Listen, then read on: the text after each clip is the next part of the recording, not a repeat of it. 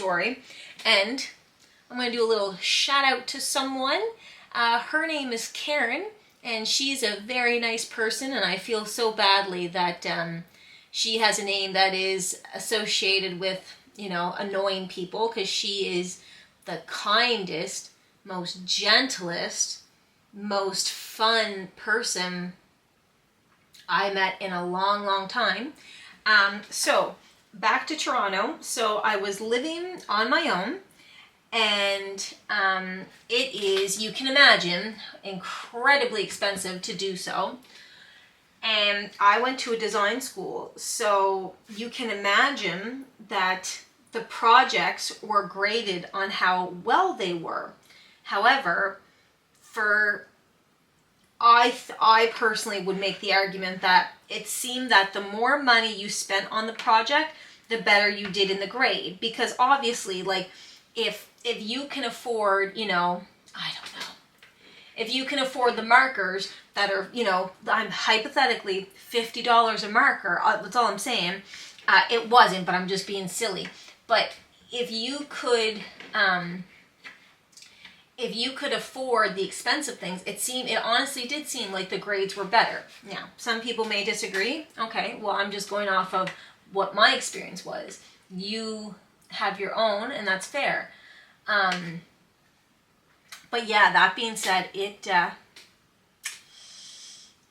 really seemed that you had to spend a lot of money to do well. And that was a struggle for me, because I didn't have money. I really didn't. I had some, but tuition was really expensive. So, like, I honestly didn't have a heck of a lot. Nonetheless, I was... Okay, this is a hard one. It reminds me of a time that I really didn't like. I was not homeless, but I couldn't afford groceries for the week. And so I drank tap water because it was obviously free. And that's fine. Like, I mean, boo-hoo me.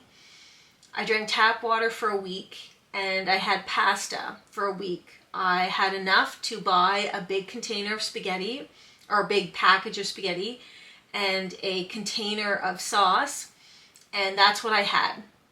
But I mean, that's what I had: breakfast, lunch, and dinner. And yes, I'm very lucky. I had food in my belly, so I'm very blessed. In my early 20s, I did not have the mental capacity to understand, you know, just what I was experiencing. It was really hard. Because again, every time you're hungry, you go for food, it's the same thing. It's like Groundhog Day, that movie, over and over and over again. And this person, Karen, knew about it. And so she actually knock on my door one day. And she showed up, and she had at least 20 bags of groceries.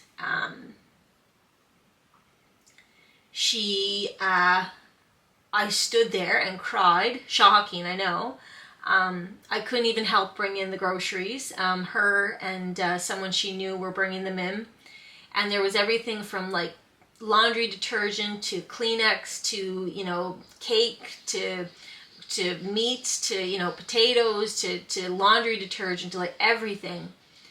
And the really nice thing about that moment was that as I'm standing there, not that much younger than her, feeling so humiliated, I just remember she looked at me and she said, it's fine. We were just driving by. It's nothing. It's nothing.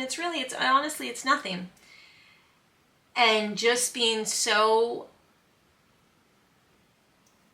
precious about something that was so humiliating for me. So I would say that moment really was my pursuit of happiness moment. And that moment taught me that if you have, you should share.